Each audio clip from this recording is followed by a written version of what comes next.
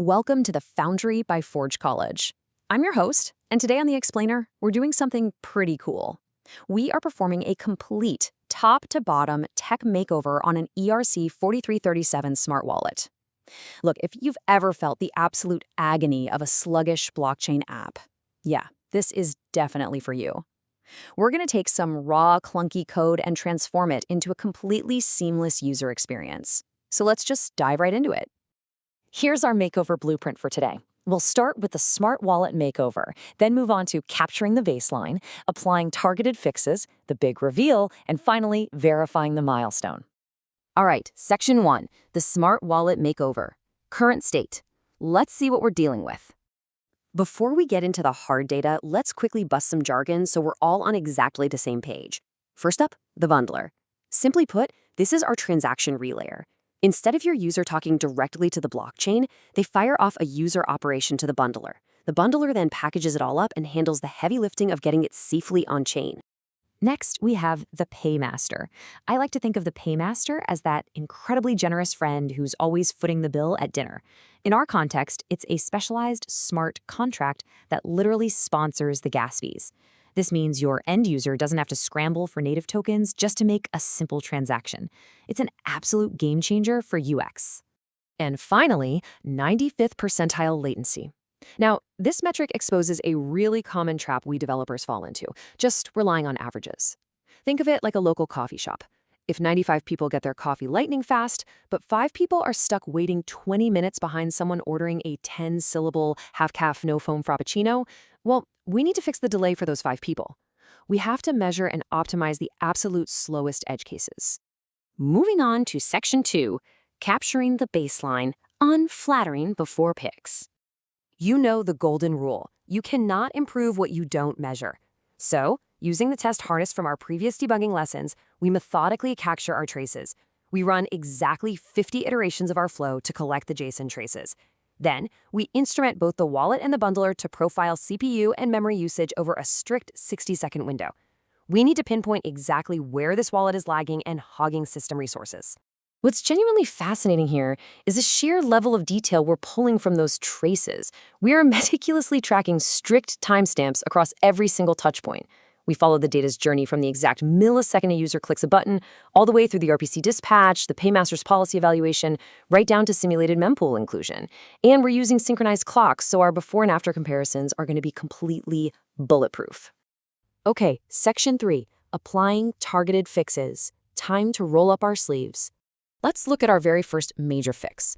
During our baseline capture, we found this nasty blocking synchronous database lookup during session initialization. Guys, it was causing a massive 700 millisecond freeze in the UI. That is an eternity in app time. So we tear down that slow wall and we replace it with a sleek, asynchronous fetch layered with an optimistic UI. Instead of making the user wait around, the app instantly reacts. It makes the whole wallet feel incredibly snappy. Building on that, let's look at the bundler backend. Our profiling showed a ton of overhead coming from a generic JSON pipeline. So we swap out that clunky serialization for lightning-fast pre-allocated binary buffers. This right here is a classic, high-impact optimization pattern taught in a lot of Forge College courses. Just reducing the sheer computational weight of packing and unpacking data makes everything glide. And hey, we definitely didn't forget the paymaster. We went ahead and implemented a lightweight decision cache. Why? Because we really don't want to waste precious milliseconds evaluating the exact same sponsorship policies over and over again. By short-circuiting those common policy checks using pre-computed metadata, we shave off even more time from the round trip. Which brings us to section 4, the big reveal, viewing the numbers. So, the goal we set for this milestone was a pretty ambitious 20% reduction in median latency. And, looking at the wallet action dispatch flow, we absolutely smashed it. We achieved a 27.8% reduction. Literally no way around it. That is a massive, highly noticeable improvement in perceived speed for anyone using this smart wallet. The underlying data shows a complete transformation.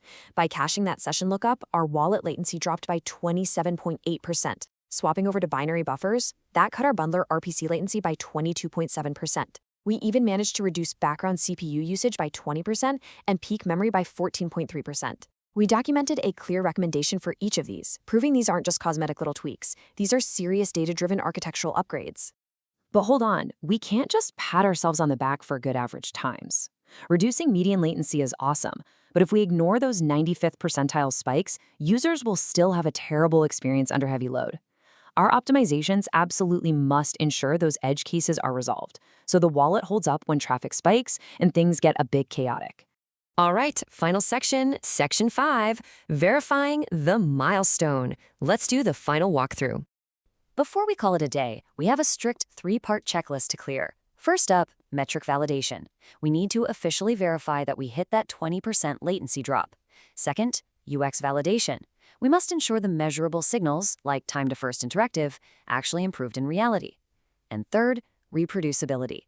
This is absolutely crucial. We have to confirm that another developer on our team can run our traces in their own environment and reproduce our exact results within a strict margin of error. Now, a quick note on that UX validation. An optimistic UI is completely worthless if it introduces new bugs. We have to be totally sure our slick new asynchronous fetches didn't introduce nasty screen flickering, or worse, lose the user state entirely if a transaction fails in the background. Speed is vital, for sure, but stability is paramount.